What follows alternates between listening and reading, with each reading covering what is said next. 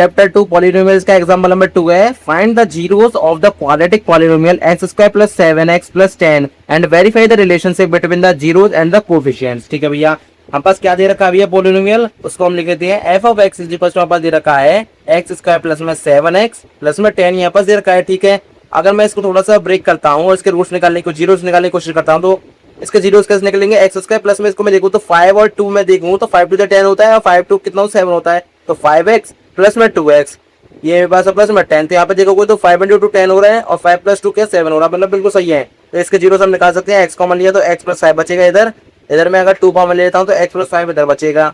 ठीक है, इधर अगर मैं इसको सॉल्व करता हूँ तो मुझे यहाँ से एक तो x + 2 को बचेगा, एक रूट तो एक जीरोस तो हम पास में, और एक हम पास कर जाएगा x + 5। ठीक है, तो ये यहाँ पास जीरोस आ गए। अब मैं क्या करता हूँ, इन जीरोस को मैं x + 2 को 0 के बराबर करूंगा और इसको भी x + 5 को भी 0 के बराबर करता हूँ। ठीक है, यहाँ से x की वैल्यू -2 आएगी और यहाँ से जो x की वैल्यू आएगी -5।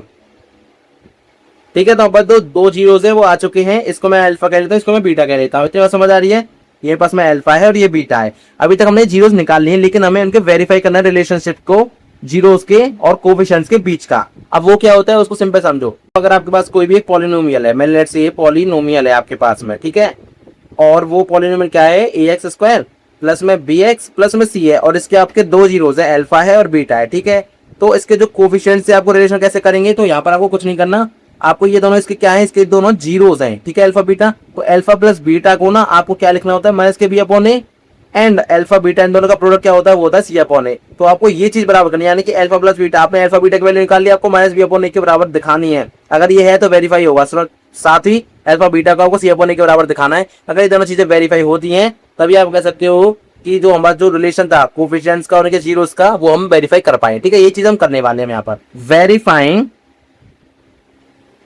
The relationship. अब रिलेशनशिप को वेरीफाई करते हैं भैया, तो यहां पर क्या हो जाएगा, सबसे पहले हम देखेंगे sum of zeros. Sum of zeros मेरे पास क्या हो जाएगा, ये हो जाएगा मेरे पास में अल्फा प्लस बीटा, और जो कि हो जाएगा मेरे पास में -b/a के बराबर। आप कंपेयर कर लेना इस पॉलिनोमियल से इसको, तो आपको यहाँ से b की वैल्यू मिल जाएगी। तो ऐसे मैं अगर देखता हूँ तो अल्फा प्लस बीटा कितने हो रहे हैं, मेरे पास में -5 प्लस में -2 है। ठीक है, इधर मेरे पास क्या है, माइनस के b/a, माइनस b मतलब कि 7 का -7 हो जाएगा, अपॉन में 1 है, तो क्या ये 7 और ये 7 बराबर हो रहे हैं, तो यहाँ से देख सकते हो -7 = -7 बिल्कुल हो रहा है। तो इसलिए हम कह सकते हैं कि पहला यहाँ पर जो है सम ऑफ जीरोस जो है वो तो बस वेरीफाई हो रहा है। लेकिन आप बात करते हैं प्रोडक्ट ऑफ जीरोस की, प्रोडक्ट ऑफ जीरोस